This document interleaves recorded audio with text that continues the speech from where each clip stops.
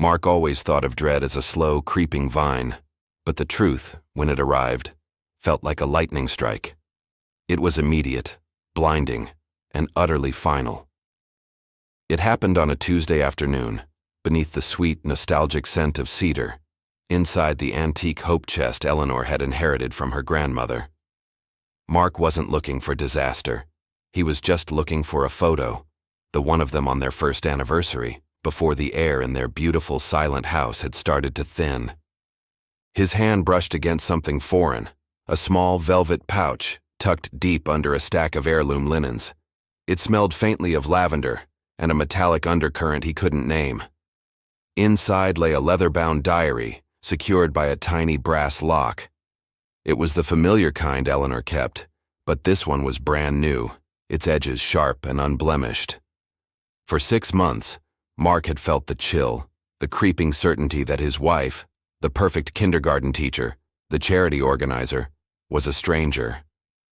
There were the hushed phone calls that ended the second he entered the room, the strange proficiency she suddenly developed in home maintenance, checking the furnace, insisting on servicing his car, changing the batteries in the carbon monoxide detector, just in case. He had told himself it was just her type A personality flaring up. Now the small, ornate lock on this book felt less like a keeper of secrets and more like an unlocked chamber, waiting to reveal a monster. He didn't hesitate. Hesitation meant self-doubt, and the cold certainty he felt was absolute. He grabbed the needle-nose pliers from his workbench, a tool meant for careful, incremental repair, and used them to commit an act of irreversible domestic espionage. The tiny lock snapped with a pathetic, tinny sound, like a bone breaking in a small bird. Mark opened the diary to the most recent entry, because only the immediate threat mattered. Eleanor's handwriting, usually a graceful cursive flow that adorned their dinner party place cards, was sharp, tight, and chillingly precise. August 12th. Phase 1. The isolation. I must ensure the weekend getaway is secured for the 18th. He must be alone for the accident to be believable. The damper issue at the cabin is confirmed, but the backup sedative is essential. It must look like peaceful, natural unconsciousness from fatigue. He is far too predictable. The 18th. That was 3 days away. Friday. Their 10-year wedding anniversary. The rustic, secluded cabin in the Adirondacks. Mark remembered Eleanor's insistence on going back to basics, leaving phones behind for a true digital detox. It wasn't detox. It was isolation. It was the perfect stage for a controlled event. His body went instantly cold, the air knocked out of him. He wasn't reading the fictional plot of a psychological thriller. He was reading the script of his own imminent death, penned by the woman sleeping peacefully in the next room. He flipped backward, hunting for the motive. The truth of his wife's secret double life unfolded like a terrifying ledger, entries detailing months of patient, escalating malice. July 29th. The insurance adjustment is finalized. The policy is exactly double the initial amount, enough to cover the mortgage, the renovations, and grant me the freedom I've earned. I have framed the anniversary trip as a necessary romantic gesture. He never questions anything that makes him look like a better husband. June 5th. Tested the dosage. I blamed the side effects on the flu that was going around. He complained of a headache and unusual fatigue but slept for 20 hours straight. Satisfactory results. The strength of the draft ensures he is too deeply unconscious to detect the carbon monoxide. They will call it a tragic, isolated case of a faulty flu. It will be so peaceful, they will say. Mark stumbled back from the hope chest, the diary clutched like a live wire. He remembered June 5th.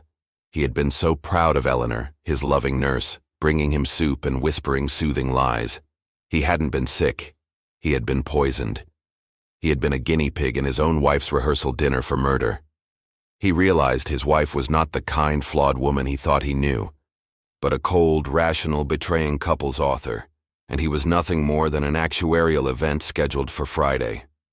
The next 72 hours became an agonizing internal performance of Olympic caliber. Mark's world was reduced to the immediate space between him and Eleanor. Every movement she made was a threat. Every meal was a chemical test. He ate only things she couldn't have doctored. Bottled water, factory-sealed granola bars he bought covertly, claiming he was on a new, pre-anniversary detox. Eleanor was a flawless actress. She was tender, applying sunscreen to his face. She was excited, listing the wines she'd packed. She was affectionate, tracing the line of his jaw on Thursday night. "Mark, darling, you look pale. I think you need this break more than I do," she said, her eyes wide and innocent. "Are you excited about the cabin? It's going to be the perfect escape." "Thrilled, Elle. Absolutely thrilled," Mark croaked out, forcing a smile that felt like tearing the skin off his face. The perfect escape for her. The perfect end for me. The final entry, dated August 18th, 11 p.m., was written in a celebratory flourish of victorious finality. "By the time the snow falls next month, I will be free. The chimney damper is disabled, and the carbon monoxide detector's battery has been removed.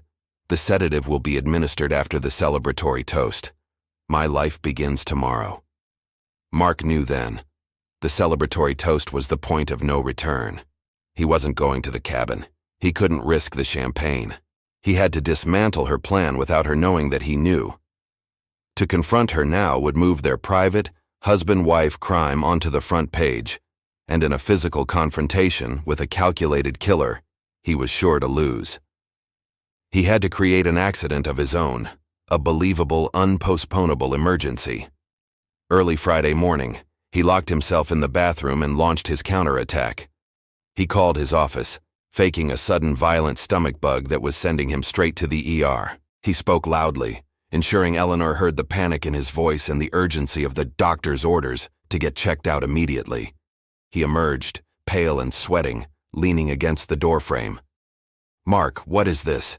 The hospital? You're ruining our anniversary." Her face crumpled perfectly, the distressed, loving wife. "I'm sorry, Elle. Doctor said it's a severe infection. Looks like a minimum 24-hour observation stay," Mark lied, watching her like a hawk. The mask slipped for a fleeting, terrifying second. Not sympathy, but a flicker of pure, unadulterated, cold fury, the killer's frustration that vanished instantly, replaced by the perfect grief of the loving, frustrated wife.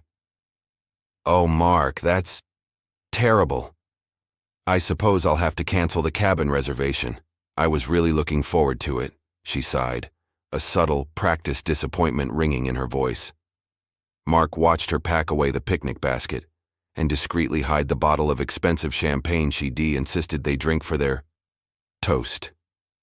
He survived the 18th. He was safe for now, confined to a hospital room with a perfect alibi, while his crime couple wife stayed at home, pretending to mourn their canceled trip. But as he lay in the sterile white room, he realized his new truth. He was alive, but he was exposed.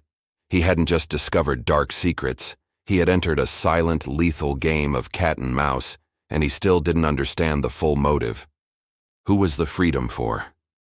The crucial pages that detailed the start of her plan were still missing, ripped out. He was alive, but the game had just begun. Mark walked back into his house on Sunday evening, not as a returning husband, but as an intruder entering an enemy encampment. The air was heavy, scrubbed clean of any sign of the planned murder, yet vibrating with the raw tension of two actors who both knew the play had failed. Eleanor greeted him with a calculated display of relief, fussing over his diet and urging him to take a nap. Her concern was a new, thicker layer of deception, stifling and suffocating. "You look exhausted, darling. I've reset the carbon monoxide detector and I'm having the chimney inspected tomorrow, just in case," she murmured, kissing him lightly on the cheek. A kiss Mark felt with the distant dread of being touched by a snake. His survival depended on finding the dark secrets still locked away, specifically the pages ripped from the diary. He knew they couldn't have been destroyed. Eleanor was too clinical, too meticulous to rely on burning or shredding. They were a contingency, or perhaps a primary record she couldn't part with. His search began that night, the moment Eleanor's breathing became even and deep. He moved through their home like a ghost, the familiar architecture suddenly alien and threatening. He started with her teaching desk, a fortress of folders and organized chaos. Nothing. Next, her vanity, a jewelry box full of inherited pieces. No. He went to the walk-in closet, specifically to the garment bag holding her old leather trench coat, the one she claimed was too edgy for her current style. He remembered her wearing it months ago, around the time the hushed phone calls began. He reached into the inner lining pocket. It wasn't empty. His fingers brushed against a thin sheaf of paper. Mark's heart hammered against his ribs. He carried the papers to the laundry room, where the overhead fan provided white noise to cover the rustle of paper. They were the missing pages. Dated 5 months earlier, they revealed the entire horrifying preamble to his planned demise. April 1st. The meeting with Adrian went better than expected. He is highly capable and understands the parameters.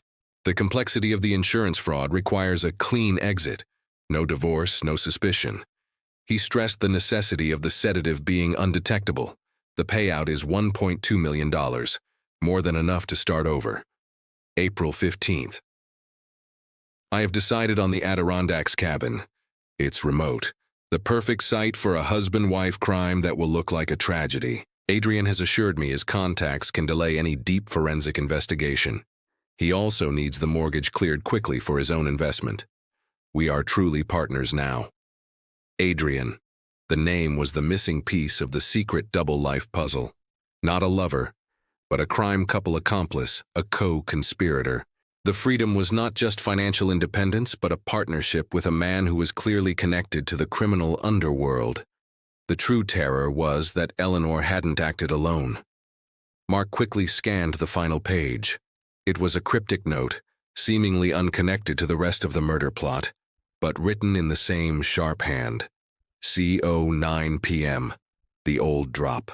Mark stuffed the pages back into the trench coat and returned to the bedroom. The chilling revelation of Adrian making the space feel impossibly small. He feigned a deep sleep, his body rigid beneath the sheets, as Eleanor shifted beside him. Then he saw it. On his bedside table, positioned precisely where he always left his reading glasses, was the small antique silver locket Eleanor kept her grandmother's picture in. He'd seen it there 1,000 times. But tonight, it wasn't facing the ceiling. It was flipped over, its delicate hinge resting on a single, perfectly straight brown hair. Eleanor's hair. It was a trap. A silent, terrifying message in their domestic deception. If he had moved the locket during his search, the hair would be displaced. She was testing him, checking if he had moved in the night, checking if he was still the predictable sleeping victim. But the final, terrifying piece clicked into place when he looked at the locket again. The silver casing was worn thin, and etched faintly into the back, almost imperceptible unless you were looking for it, were 3 initials: C. O. C. O. 9 p.m. The old drop. Mark's entire body went cold. The CO in the hidden note stood for the initials etched on the locket she had deliberately flipped over. This was not a test of his movements. It was a silent coded message to her accomplice, Adrian, triggered by the failure of the cabin plan. CO was her code name, or Adrian's, and she had flipped the locket to confirm he was home, safe, and ready to be targeted again. He glanced at the digital clock, 8:47 p.m. The drop was in 13 minutes. He was not safe. He was bait. And this time, Adrian would be coming for the kill. The next 13 minutes were a blur of primal survival instinct. Mark knew their usual routes. The old drop could only be one place: the wrought iron bench beneath the huge oak in Willow Creek Park, the exact spot where Mark had proposed 10 years ago, marking the beginning of their ill-fated vows. It was a sentimental irony only Eleanor would appreciate. Mark slipped on dark clothes, grabbed his phone, now recording locked in his inside jacket pocket, and snatched the set of keys to the rarely used second car. He moved like an assassin through the quiet house, the only sound the sickening pulse in his ears. Eleanor's side of the bed remained still, but Mark knew she was awake, listening to the silence, waiting for the signal that Adrian had successfully completed the rescheduled job. He reached the park just after 9:00 p.m. The air was thick with night-blooming jasmine and the tension of the unseen. Mark crouched behind a dense cluster of rhododendrons 50 yards from the bench. A black sedan, discreet and anonymous, pulled up to the curb. The single driver, a man in a sharply tailored coat, Adrian, stepped out. He was exactly the type of cold, clean professional Mark imagined, efficient, unreadable, and focused. Adrian didn't look around.